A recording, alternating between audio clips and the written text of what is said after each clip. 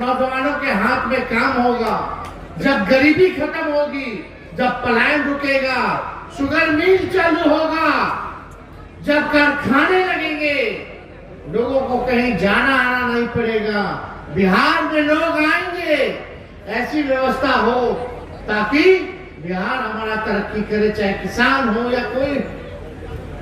अब किसान लोग होंगे कहीं, एक ही खेत में एक ही ब्रांड का बीज 20 साल तक रोपिएगा तो जमीन भी खराब हो जाएगा, फसल भी नहीं आएगी। अब समय आ गया है खेत में नए ब्रांड का नया बीज रोपने का, ताकि फसलें भी अच्छी हो और आने वाला नस्लों का भविष्य भी बेहतर हो। खटारा गाड़ी आप लोग जानते होंगे, कितना साल तक सरकार अनुमति देता है गाड़ी चलाने का? तो एक गाड़ी 15 साल बाद काहे नहीं अनुमति देता है? खटारा हो जाता है। खटारा यानी धुआं छोड़ने लगता है, प्रदूषण करता है, बीच रास्ते में खराब हो जाएगा, आप लोगों को फंसा देंगे। तो हम ये जानना चाहते हैं, जब तक परिवर्तन नहीं होगा, जब तक बदलाव नहीं होगा, तब तक इसी हिसाब से हमारा बिहार पीछे हमेशा होता रहेगा। सरकार को आप लोगों ने 20 साल मौका दिया, 20 साल में बिहार सबसे गरीब, सबसे ज्यादा बेरोजगारी, सबसे ज्यादा महंगाई, सबसे ज्यादा पलायन, किसान मारा मारा फिर रहा है, नौजवान मारा मारा फिर रहा है, पटना चले गए अपने अधिकार के लिए लड़िए तो लाठी खाना पड़ रहा है, ना महिला देख रहा है, ना नौजवान देख रहा, ना बूढ़ा देख रहा, जो अपने अधिकार के लिए जा रहा लाठी और कपाट फोड़वा करके आ रहा है। ये लाठी डंडे वाली सरकार नहीं चाहिए, हमें जनता की सरकार चाहिए, गरीबों की सरकार चाहिए, जो गरीब जनता के लिए काम करे। और हम लोग नौजवान हैं, हम लोगों के पास विजन है, हम लोगों के पास रोड मैप है कि बिहार को कैसे आगे ले जाए। हम किसी को क्रिटिसाइज करने नहीं आए, लेकिन जब तेजस्वी बीच में कहता था कि 10 लाख नौकरी देगा, तो कुछ लोग कहते थे कहां से लाएगा, अपने बाप के पास से पैसा लाएगा। और जब मेरे साथ आए तो हम लोगों ने 5 लाख नौकरी दिया, 3.5 लाख नौकरियां प्रक्रिया धीर हम लोगों ने कराया। और उस 17 महीने में बताइए कोई पेपर लीक अगर हुआ हो तो बता दो, कोई पेपर लीक नहीं हो। लेकिन हमारे सरकार से पहले और बाद लगातार कोई ऐसा परीक्षा नहीं है जिसमें पेपर लीक ना हुआ। देखिए, हम लोगों को काम करना है और आप सब चंपारण की जनता से हम यही कहेंगे कि आप लोग बदलाव कीजिए। एक मजबूत सरकार नहीं है जो आपके हितों की रक्षा कर सके, जो सुनवाई कर सके, जो कार्रवाई कर सके।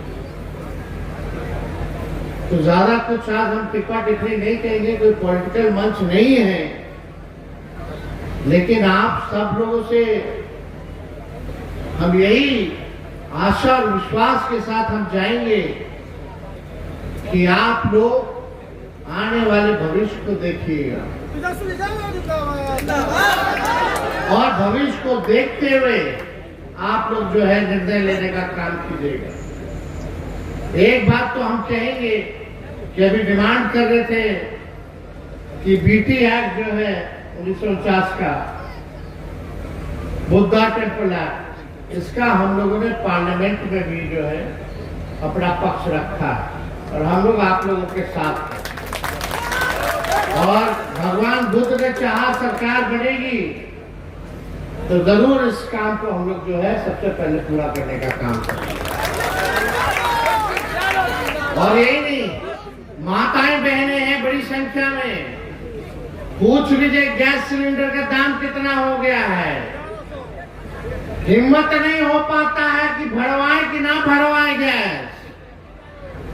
अभी फिर 50 रुपया बढ़ गया कुछ दिन पहले, बढ़ा कि नहीं बढ़ा 50 रुपया। अब घर कैसे चली, कमाई है नहीं, खर्चा ज्यादा हो गया है।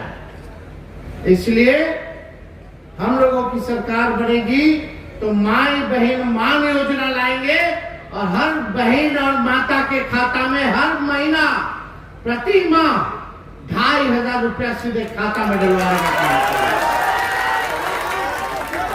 और यही नहीं, गैस सिलेंडर जो 1200 रुपया चला गया है, उस गैस सिलेंडर को 500 रुपया हम लोग करने का काम करें।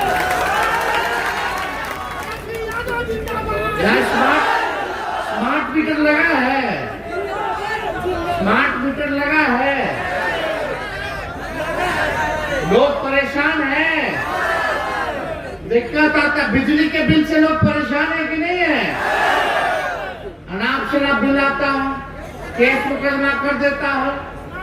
तो आप समझिए कि हम लोग 200 यूनिट हमारी सरकार आएगी तो 200 यूनिट फ्री में बिजली हम लोग दिलवाने का काम करेंगे। हमारे घर मिलना चाहिए कि नहीं मिलना चाहिए? आप सब लोगों से हम एक सवाल पूछे, देश में सबसे महंगा बिजली कौन से राज्य में मिलता है और सबसे गरीब राज्य कौन है? अमीर राज्य को सस्ता बिजली और गरीब राज्य को महंगा बिजली। सही बात है, ऐसा होना चाहिए क्या? क्या ये न्याय है? कोई कुछ सरकार 20 साल से क्या कर रही है? गरीबे को चूस रही है, अमीर का कर्जा माफ कर रही है, किसान पर लाठी मार रही है अगर वो अपना हक के लिए, एमएसपी के लिए अगर लड़ाई लड़ता है। तो हम लोगों की सरकार आएगी तो 200 यूनिट फ्री में बिजली हम लोग उपलब्ध कराने का काम करेंगे। और कितने नौजवान फॉर्म भरते हो कि नहीं नौकरी के लिए, बीपीएससी वगैरह के लिए? कितना दाम है उसका फॉर्म का? 1000, कहीं 500, अभी फिर बढ़ा दिया था 700 रुपये, 50 रुपये। फॉर्म में भी पैसा बढ़ाया। तो हमारी सरकार बनेगी तो फॉर्म फीस माफ हो जाएगी।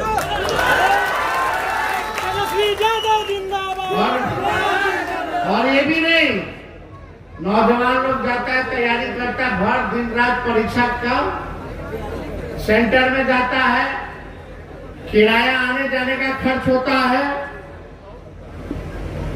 अब पता चलता है सेंटर पहुंचले कि परीक्षा रद्द हो गया, पेपर लीक हो गया।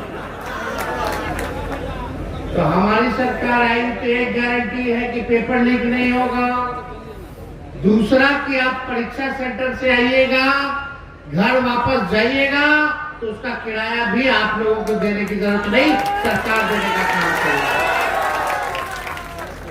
और सबसे महत्वपूर्ण बात, बिहार के लोगों को 100% बिहार में जो भी वैकेंसी निकलेगी वो पूरा अधिकार बिहार के लोगों का होगा।